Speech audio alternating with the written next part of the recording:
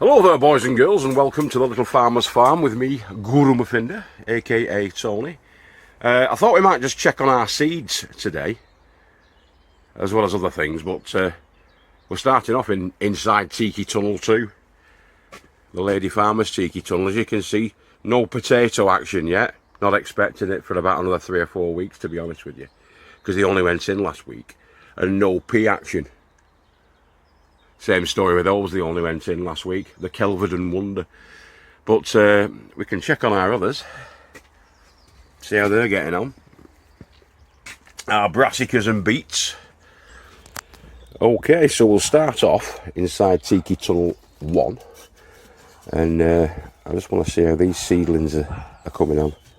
Hopefully, we'll have a few burst throughs. You're watching it as I'm watching it. Tricky with one on this. Right, chuck that under there so it doesn't fall back down. There we go. Right, so it's inside the cold frame, which is inside the trampoline framed polytunnel. We started these a couple of weeks ago, if I remember rightly. Rhubarb chard. 4th of the 3rd, 23 rhubarb chard. It is now the 18th of the 3rd. Not much action, but there is a little one poking through there. Another week and this should be up, those. So we've got the rhubarb chard, we've got the rainbow chard. Away up. Got some front runners there. Greyhound cabbage. Seems to be poking its nose through. That's good. That's the pointy cabbage, greyhound cabbage. Flipping heck, the Zaragoza F1 cauliflowers are all there. They're all showing their faces, I think, there. More or less. Yeah, just a couple that haven't popped. That must have been a wayward seed there, because that's definitely a cabbage. One that got away. That one's not showing, but then again, that one is in a split cell, so that might be an issue, that. And that one. So there's only one out of the 30. Sorry, 2 out of the 30 that aren't showing their faces. That's good. Got some beetroot action. Couple of beets popping through. Ah, yes. Bolt hardy. So there's bolt hardy on that side, and there's a cylindra on that side. I'm trying to keep that alive. That's a tomato seedling. It's a giant tomato seedling that Mick gave us the other week. Magical Mick Derbyshire from old Mac Derby's farm. I'm trying to keep it alive, but I don't know. I've got my fingers crossed for it. On the onion side, the allium side, got plenty of action. Now I think they went in at the back end of last month. So that's the 18th, no, 18th of the 2nd, 18th of February. They were started off. These Bunyards exhibition, broad beans, 18th of the 2nd, 23. So they've had a month, that's a month's worth. But it's the time of year. Now some of them, that one's rotted off, that one. I'm going to take that one out. But the majority are bursting their noses through the soil. Garlic's coming through as well now, and the shallots. White Casablanca garlic. Ah, that's alright.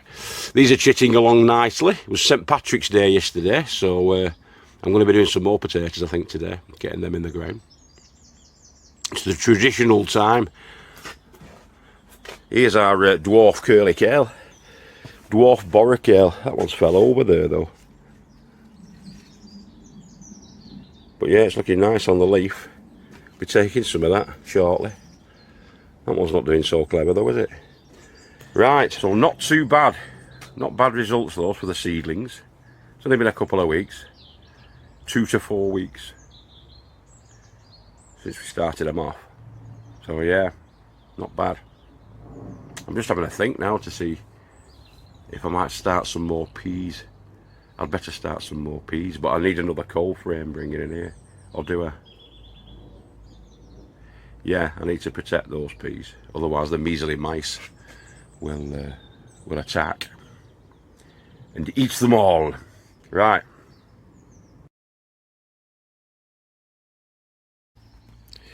Okay, so what you're looking at there is a potato bed that I put in about 3 years ago, maybe. I think it was about 3 years ago, and it's been very productive over the last 3 seasons for potatoes.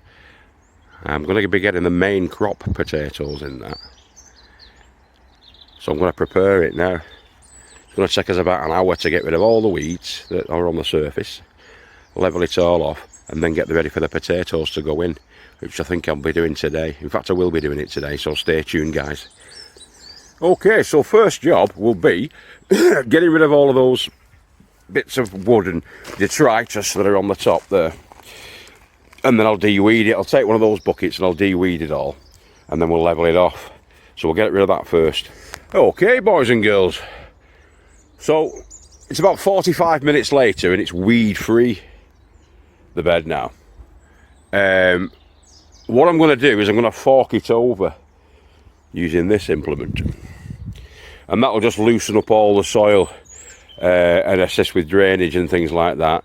It'll also make it easier to work, and I can add in the amendments that we're going to be putting in there.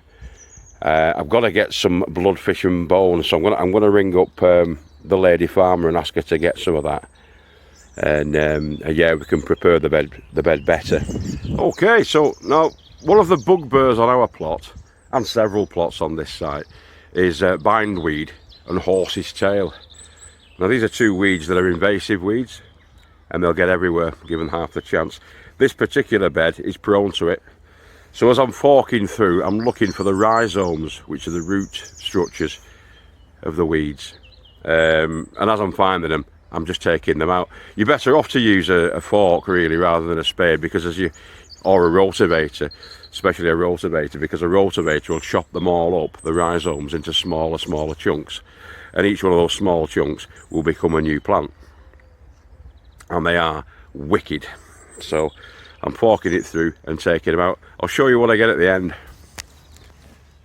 Look at this pre-Jurassic specimen. Oh, he's hiding now. Come out. There he is. Where's he gone? Where's he gone? There. How's that? Beauty, innit? That's a western yellow centipede. There's a few of them in here. And these are worms. Obviously. And there's plenty of them in here, which means that the soil is pretty healthy. Okay, so I've given this a good fork through and turned it all over, and you can see there that these are the rhizomes. Now these are from the horse's tail, and these are from the bindweed, which can grow pretty long. Now there's nothing much you can do about those, as far as I know, apart from keep digging them over and weakening them, and then as they pop up like that, that's a bit of bindweed there coming up that's missed the pogrom. As they come up, you're just going to have to dig them out and fish them out. But the roots do go down quite a way, so you're probably flogging a dead horse really, but at least I'm doing something. I'm trying my best to keep on top of it, which is all you can do really, without poisoning your earth, unfortunately. But those are the bugbears. Nettles, stinging nettles, dandelions, which you can eat, both of those. But then there's the horse's tail and the bindweed as well, and it's just prolific. I especially despise the bindweed because it strangles your plants as they're growing. It's horrible stuff. The horse's tail doesn't really do much really. It's like a little fern that sticks up. You'll see it, trust me, in about a month's time. You'll see them popping up, and I'll show you them. They look like horses' tails, strangely. So those are our seed potatoes that we're going to be planting in the big bed. I'm going to be putting some of those in. There's another variety as well, which I'll show you in a second, but that's the Maris Piper, a main cropper. And it's going into this trench. So I've dug that trench. It's about 15 inches deep where those potatoes are sat. And you can see the chits on the top of the potatoes. That's where the stems will come up. They're called horns or something like that, but I call them horns. The horns of the potato. Anyway, they're going to come up there. But to feed them, I'll show you what we're going to be doing this year to feed them. So that's one of the Tesco cut flower buckets, and it's just over half filled with multi-purpose compost. Into that we're going to put some chicken manure pellets. So it's going to have 3 scoops of that plastic cup, and of the bone meal as well. We're going to be putting 2 scoops of the bone meal. Okay, now I'm just going to give that a really good mix around, mix it thoroughly through, all the way through into the mix, so it's all fully integrated, and that's going to be poured on top of the spuds. I'll show you in a sec.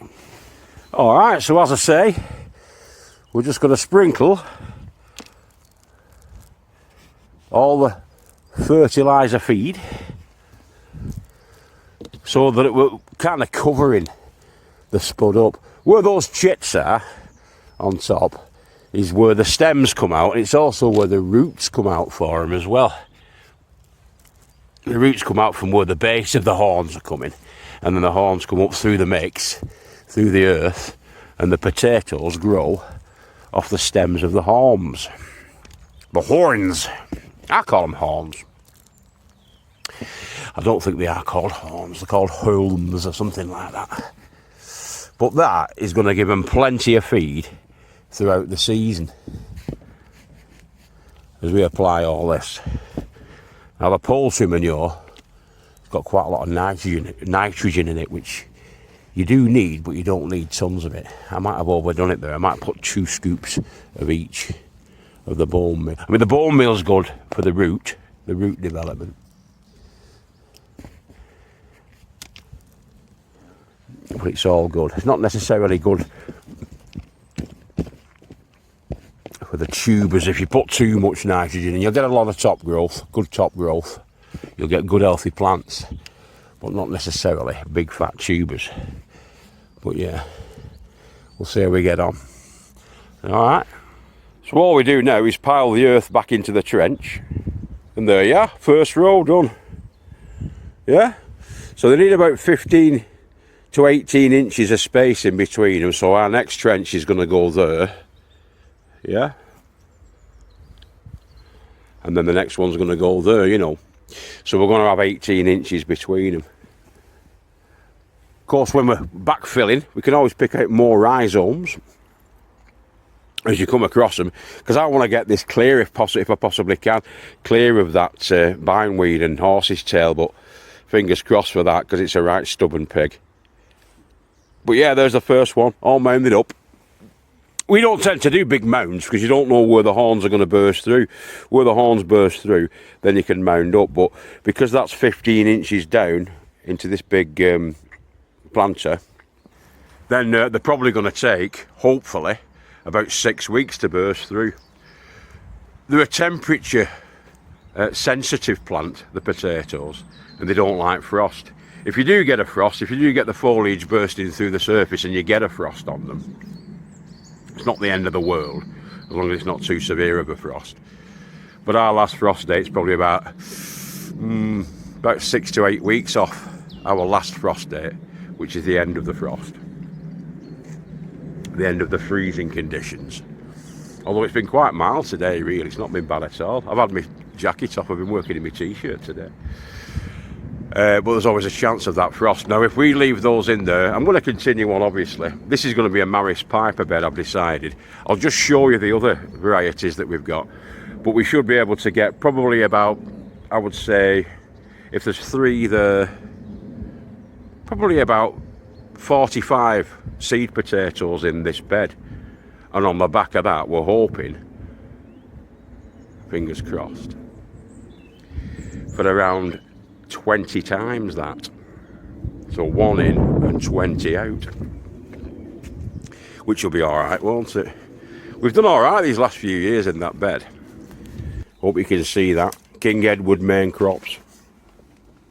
That's the other variety, and that's going to be going in this bed. Yeah, so this bed, which is at the front of the tiki hut, we're going to put them in there. We've got those little little flowers in there at the minute, but that's just to keep them alive until we find somewhere to put them, somewhere else to put them. But yeah, this is going to be a potato bed, and also that one down there, that big one, the pallet collars, those are ideal as well, pallet collars. As you can see there, that's quite a deep one. That's a bit too deep, really, to be honest. But it's not totally full. It's not totally full of compost, because I'm not JD Rockefeller. Compost prices at the moment are extortionate. In fact, everything at the moment's extortionate, isn't it? Food prices are going flying, and we're probably paying now close to twice as much as we were paying 18 months ago for food. It's ridiculous. It's close to twice as much, and it's not going to get any better, I don't think. I'm a doom and gloom merchant, me, aren't I? Can't speak as well today for some reason. It's not like me not being able to speak, is it? But yeah, there we go. So the spuds are going to be off and running in the next couple of weeks. Just got the first batch in there at the end. We're staggering the planting of them, but I am going to be getting probably half of that bed filled up in the next couple of weeks. And then we'll progress from there. We've also got the buckets. Plenty of bucket growing is going to be going on with these potatoes as well. But yeah, hope you like that, boys and girls. Give it a thumbs up. Don't forget to comment, like and subscribe if you want to do. Hit that bell notification button so you don't miss another exciting episode with me down on the Little Farmer's Farm. And take care of yourselves. I'll see you tomorrow. I'm going to be doing a bit with Magical Michael tomorrow, so stay tuned for that. Alright, take care, guys. Bye-bye. From the skirt, because there is some ties in the skirt, I think. And are you being an archaeologist? in here, yeah. And I'm gonna or a paleontologist? Actually, no, just archaeologist, because I'm actually like searching for ties here. All right, yeah, artifacts. I don't think there's any there. There's another. Check here. Oh, what's that? I got one. Oh, that's a good one. Dalek.